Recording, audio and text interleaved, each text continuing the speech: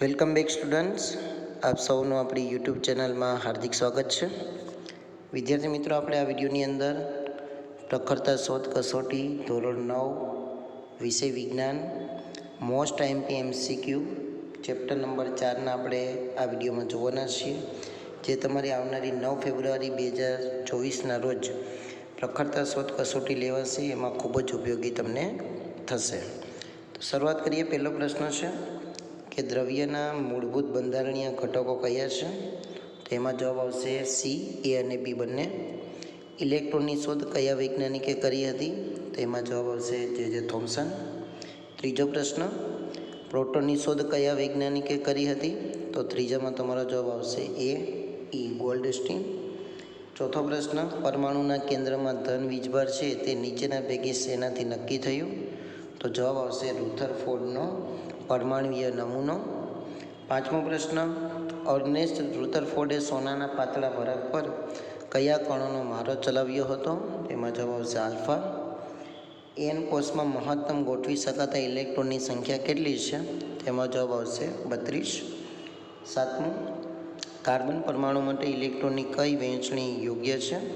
તો સાતમામાં તમારો જવાબ આવશે બી, 2 અને 4. આગળનો પ્રશ્ન, આઠમો, ન્યુટ્રોનની શોધ કયા વૈજ્ઞાનિકે કરી હતી? તો આઠમામાં તમારો જવાબ આવશે સી, ચેડવિક. નવમું, એલ્યુમિનિયમ તત્વ માટે જો તેનો Z બરાબર 13 હોય અને દળાંક 27 હોય તો તેમાં ન્યુટ્રોનની સંખ્યા કેટલી હશે? તેમાં જવાબ આવશે 14. દસમું, નીચેનામાંથી કયા તત્વની સંયોજકતા શૂન્ય છે? તો દસમામાં જવાબ આવશે ડી, આપેલ બધા જ, હિલિયમ, નિયોન અને આર્ગોન. 11મું છે કયા તત્વની સંયોજકતા 4 છે? તો 11મામાં તમારો જવાબ આવશે સી, એ અને બી બંને. 12મું છે નીચેના પૈકી સોડિયમ પરમાણુની સાચી ઇલેક્ટ્રોન રચના કઈ છે? તેમાં જવાબ આવશે 12મામાં ડી, 2, 8 અને 1. 13મો પ્રશ્ન છે કયું પરમાણુય બંધારણ ફ્લોરિન પરમાણુ માટેનું છે? તો ફ્લોરિન માટે છે 2, 2 અને 7, બરાબર. તો તમારો 13મામાં જવાબ આવશે સી. એના પછી છે 14મું, પરમાણુની સૌથી બહારની કક્ષામાં રહેલા ઇલેક્ટ્રોનને ખાલી જગ્યા ઇલેક્ટ્રોન કહે છે? તો 14મામાં તમારો જવાબ આવશે એ, સંયોજકતા ઇલેક્ટ્રોન. 15મું છે કયું નિષ્ક્રિય તત્વ તેની બાહ્યતમ કક્ષામાં માત્ર 2 જ ઇલેક્ટ્રોન ધરાવે છે? તો 15મામાં તમારો જવાબ આવશે એ, હિલિયમ. આગળનો પ્રશ્ન, કયા પરમાણુ પાસે બાહ્યતમ કક્ષામાં 7 ઇલેક્ટ્રોન છે? તો 16મામાં તમારો જવાબ આવશે સી, ફ્લોરિન. 17મો પ્રશ્ન, પરમાણુય ક્રમાંકને કઈ સંજ્ઞા વડે દર્શાવાય છે? તો 17મામાં પણ જવાબ આવશે બી. હાઇડ્રોજન પરમાણુનો સમસ્થાનિક કયો નથી?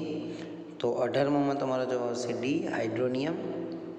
સમાન તત્વના પરમાણુ કે જે સમાન પરમાણુય ક્રમાંક પરંતુ અસમાન દળાંક ધરાવે છે તેને શું કહેવાય? તો 19મામાં જવાબ આવશે બી, સમસ્થાનિકો.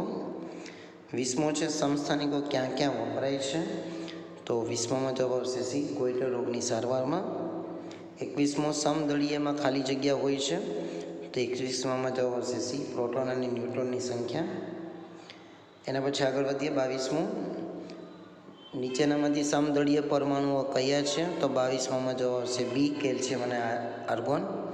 23મું, પરમાણુનું દળ તેમાં રહેલા ખાલી જગ્યાને કારણે જ હોય છે?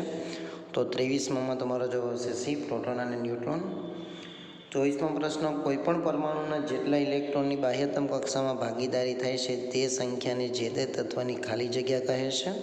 તો 24મામાં જવાબ આવશે બી. 25મો, નીચેનામાંથી કયું યોજનાબદ્ધ પરમાણુય બંધારણ આર્ગોન પરમાણુ છે? તો 25મામાં જવાબ આવશે ડી. 26મું, સ્વતંત્ર કક્ષાઓમાં પરિભ્રમણ દરમિયાન ઇલેક્ટ્રોન વિકિરણ સ્વરૂપે ઉર્જા મુક્ત કરતા નથી?